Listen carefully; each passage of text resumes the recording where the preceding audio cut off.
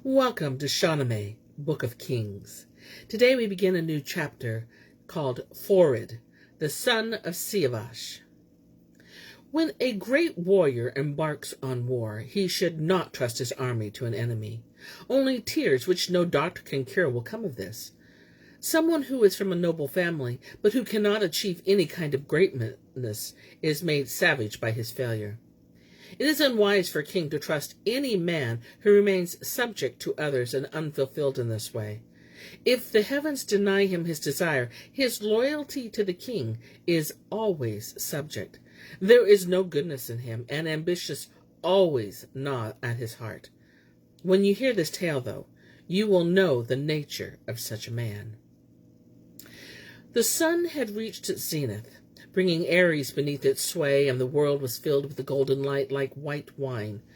From Tus's encampment, the din of drums and the squeal of trumpets rang out.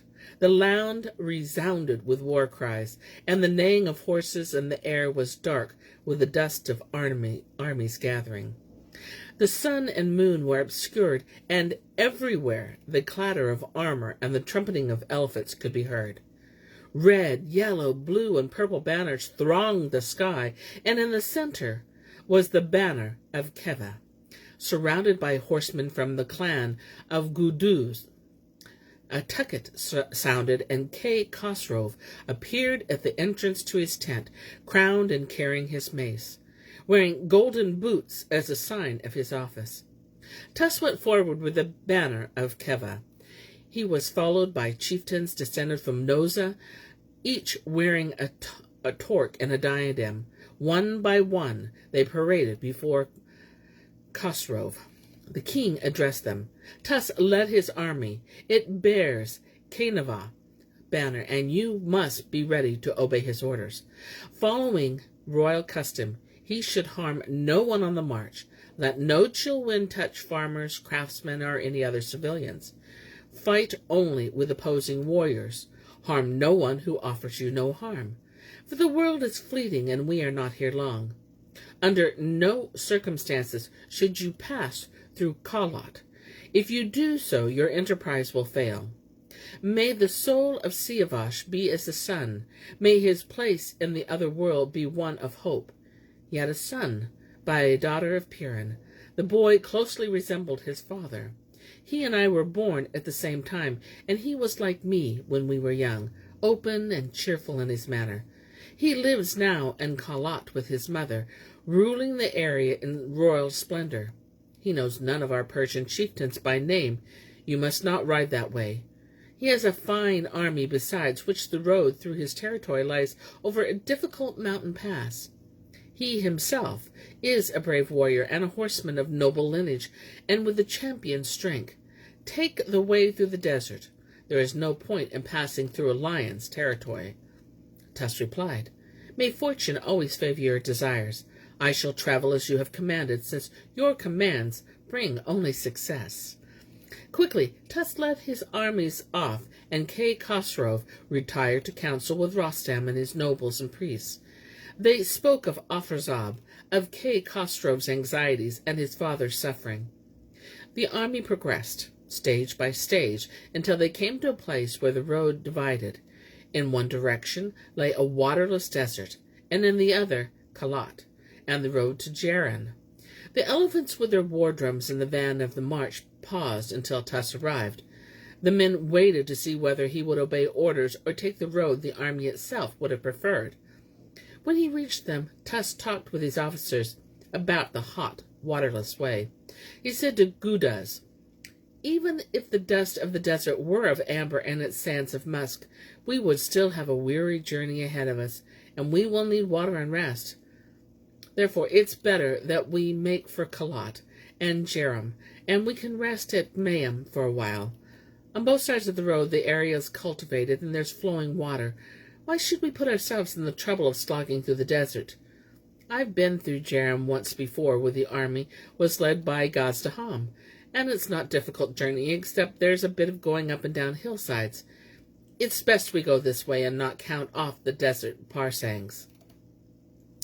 Forud was told that the face of the sun was dimmed by an approaching army's dust, and that the earth seethed like a rushing river with horses and elephants.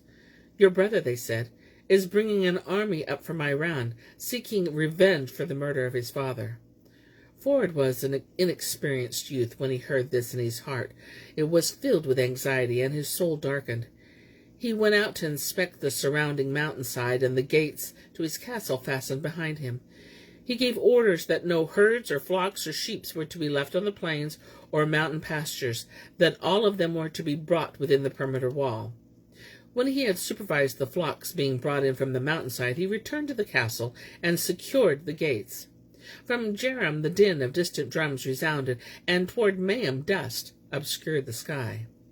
Forud's mother was Jariri, who still grieved in her heart for Seyavash.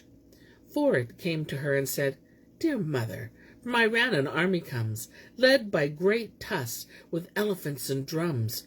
What's your advice? What tactics should we try? If they attacked us, how should we reply?" His mother said, "My son, you're always so eager to fight, but God forbid such a day should be dawn for you. Your brother, Khosrow, is now the king of Iran, and he knows very well who you are, and that you and he had the same father. Piran gave me to your father from the first, and if he hadn't done so, Seyavash would never have taken a Turkish wife. You are noble, royal descent of both sides. If your brother is seeking revenge in order to vindicate the spirit of Seyavash, you should join him and prepare yourself for war. Put on your roomy armor and ride out to battle, your heart filled with rage, your head ringing with war cries. Go in the van of your brother's army, as he is the new king, so you will be the new champion seeking revenge. It is fitting for even lions and sea monsters to grieve at Seyavash's death, and for the birds of the air and the fish of the sea to curse Afrasab. No heroic prince like Seyavash will ever appear again in the world, neither as regards glory or civility or dignity or justice. You are this great man's son. You're every inch a king, and you should ready yourself and exact revenge to show whose blood runs in your veins. Observe this approaching army, and find out who is leading it. Call your warriors about you, and prepare gifts, wines, fine robes, noble horses, tables of food, swords, helmets, barding, armor, Indian daggers. In all the world your brother is a sufficient treasure to you. May you lead his army on this war of revenge, for you as the new champion, he as the new king." Forud said to his mother, "Which Persian should I speak to? On the day of battle, which of them can I depend on? I know none of them by name, and none of them have sent me messages to me." Jariri replied, "My prince, when you see their armies dust in the distance, search the ranks for Bahram and Zanga, the son of Shavran. Have them show you proof of who they are, for you and I need no secrets from them. Don't be separated from these two. They were your father's lieutenants when he was a prince. May you and your good name live forever. May Seyavash's soul abide in glory. Now, keep what I tell you in mind. Go out with Tuchva, and with no other soldier. When you ask who is who in their army, Tuchva will be able to tell you." Forud said, "Mother, you're like a lion, and it's your counsel that give our tribe its splendor."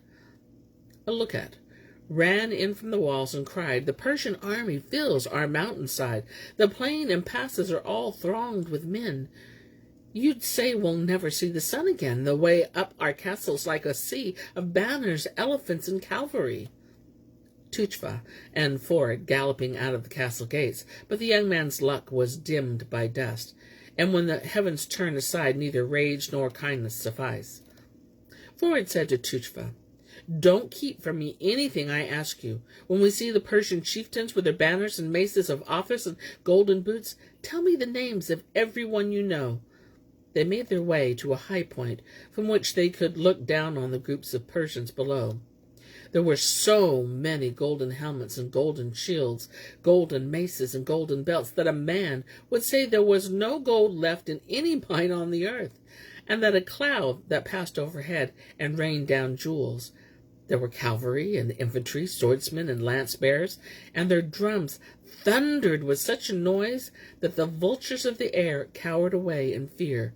30,000 warriors, armed and ready for combat, crowded the mountainside.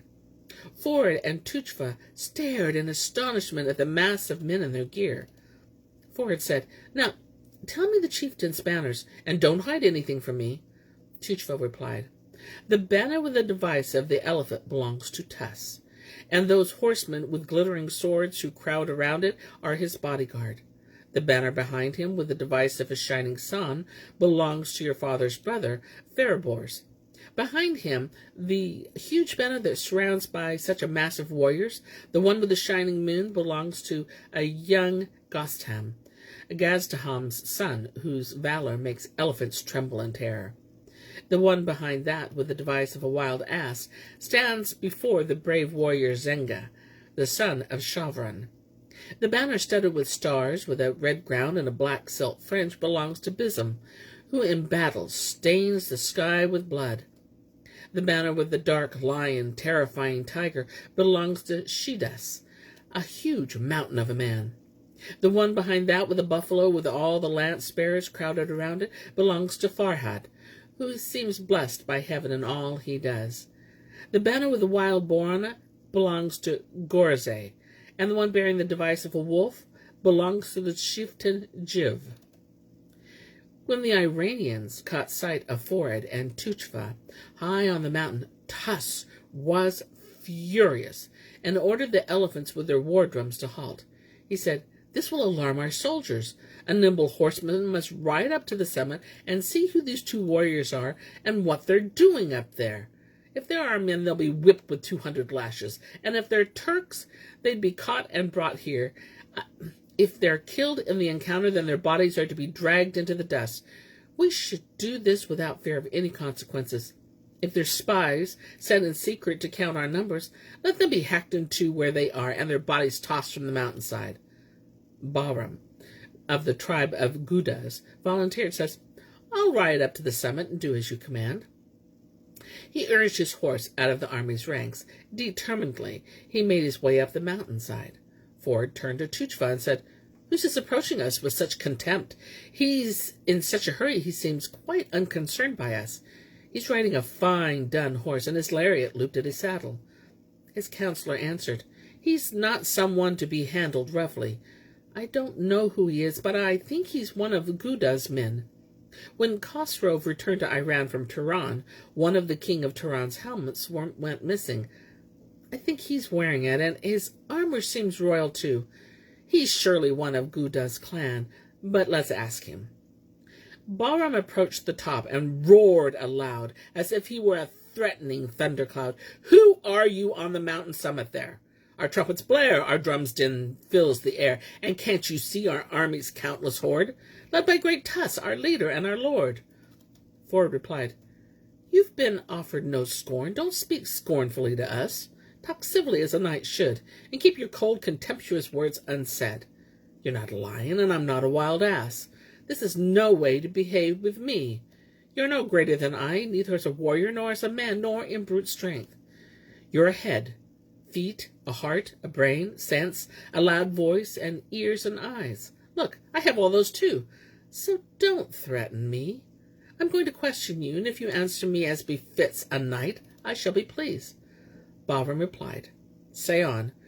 Then you in the sky up there, while I'm down here on the ground." Forud said, "Who is leading this army off to war?"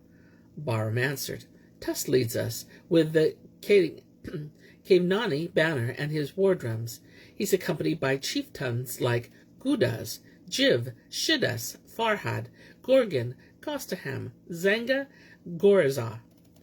Forud said, "Why haven't you mentioned Bahram? The list is incomplete without him. Of all the clan of Gudas, he's the one that I want to hear about, but you say nothing about him." Bahram replied, "Well, my lion warrior, and what have you to do with Bahram?" Forud said, "This is what I heard from my mother. She said, when the army approaches, welcome them and ask for Bahram and also for another warrior named Zenga, the son of Shavran. These two were brought up with your father. They share the same wet nurse, and you should try not to miss them." Bahram replied, "May fortune favor you. You are of the fruit of the royal tree? Young prince, are you Forud? If so, long may your shining soul flourish." He said, "Yes, I'm Forud, a sapling from the toppled cypress." Bahram said, "Show me your body. Uncover the mark of Seyavash." Forud showed him his upper arm, on which there was a dark mole like a dash of amber on a rose petal, such that no painter could reproduce it, even with a pair of Chinese compasses. Bahram knew then that the person before him was descended from Kolat and of the seed of Seyavash. He dismounted and made his obeisance to Forud, and then ran up the mountain toward him. Forud, too, dismounted and sat on a rock, and said to Bahram, "Great leader, lying in battle, seeing you live and well, I could not be happier if my eyes beheld my father here. I came to the summit to find out which chieftains were with the Persian army, and who was leading it. I shall hold as splendid a feast as my means allow in order to delight your commander. I shall distribute horses, swords, maces, and all manner of other goods. And then I shall set out with you to Turan, intent on vengeance. I am the right man to prosecute this war. In the saddle I am like a mounted fire, burning all before me. Tell your commander to come up the mountain so that he and I can speak a week together, laying plans. And on the 8th day, when the war drums ring out and Tuss is seated in the saddle, I shall, in bitterness of heart, and with fury that no man has ever equaled, prepare myself to avenge my father's death." Bahram replied, "My young, noble, chivalrous prince, I shall tell Tuss all that you have told me, and I shall kiss his hand, asking him to respect your wishes. But our leader is not a wise man, and he has little time for advice. He has skill and wealth, and he is of blood royal, but he has scant respect for the king. He's always quarreling with Jiv, Gudaz, and the king about Farabors and the succession, and he constantly says, 'I am of the seed of Nozah. I am worthy to be king of the world.' He's like to ignore my words, or to be infuriated by them and attack me. He's a willful, unpredictable man. Apart from myself, don't let anyone else who comes in search of you catch sight of your helmet. If someone else comes, don't greet him. And then Tuss dislikes me in his heart because he wishes that he and Farabors were rulers. He said to me, 'See who's on that mountain. Don't ask him why he's there, but let your mace and dagger speak for you. Why should anyone be on the mountain today? If he takes your message calmly, I will bring you the good news and lead you to the army. If anyone else comes to do that, do not trust him. Now, more than one warrior should ride up to you at a time. This is our leader's way. If anyone approaches, consider him well, and if need be, retreat to your castle and bar the doors." From his belt, Forud drew a mace. Its handle was of gold and encrusted with turquoise. He said to Bahram, "Take this as a remembrance for me, and keep it whatever happens. If Tuss welcomes me, all will be well, and there will be many other presents, horses, saddles, crowns, and royal jewels." When Bahram returned to Tuss, he said, "May wisdom fill your faultless soul. The man we saw was Forud, the son of King Seyavash, who was slain despite his innocence. He showed me the birth sign of those descended from Kavas and Kabad." But evil Tuss replied, "These men you see, these drums and trumpets, all belong to me. My orders were, when I sent you there, were very clear. Don't say a word to him, but bring him here." "So he's a prince, is he? And who am I? According to this castle in the sky, what have I seen from your Gudaz clan? Nothing but brazen traitors. To a man, a lion doesn't guard that mountainside. One useless horseman made you run and hide." And here I end my tale for today. But I'll be back tomorrow with more tales, many more tales. Until then, my friends.